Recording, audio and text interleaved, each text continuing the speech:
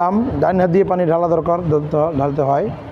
পানি ঢালার পর তারপর মনে করেন কোনো ব্যক্তি যদি দাঁড়ায় থাকে, কি থাকে, তুমি আসো দিকে, তুমি আসো, মনে তুমি পানি নিলা, কি নিলা, পানি নিয়ে যদি দাঁড়ায় থাকো তাহলে কি করতে হবে, আগে বসে যেতে হবে। কি করতে হবে, বসে যাও। তারপরে পানিটা ভালো বাম হাতে নিছো না, এটাকে ডান হাতে নিতে হবে। কোন হাতে, ডান হাতে। তারপরে কি করতে হবে, পানিটাকে দেখতে হবে। কি দেখতে হবে, পানিটার ভিতরে কোনো প্রকার ময়লা আছে কিনা। ময়লা যদি থাকে তাহলে ওই পানি খাওয়া যাবে না, ওই পানিটা ফেলে দিতে হবে। কোথায় ফেলে দিবেন, গাছ যদি থাকে তো গাছের গোড়ায় পানিটা ফেলে দিতে হবে।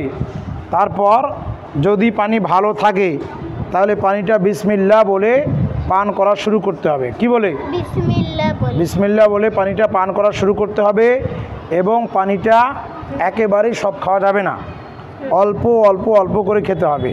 কি করে, অল্প অল্প করে খেতে হবে, কমপক্ষে 3 নিঃশ্বাস। হ্যাঁ, 3 নিঃশ্বাসে খেতে হবে। খাওয়া যখন শেষ হবে তারপরে আলহামদুলিল্লাহ বলতে হবে।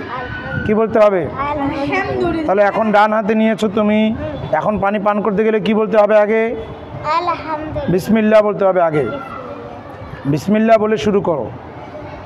বিসমিল্লাহ বলো জোরে, একবারে সব খাওয়া যাবে না। হ্যাঁ, আবার এদিকে রাখবা, নিঃশ্বাসটা বাইরে ফেলবা, তারপরে আবার একটু খাও, আবার মাশাআল্লাহ। এবার আবার, আরো পিপাসা লাগছে, সবগুলোই খেতে হবে, পারবা, খাও, খেয়ে নাও।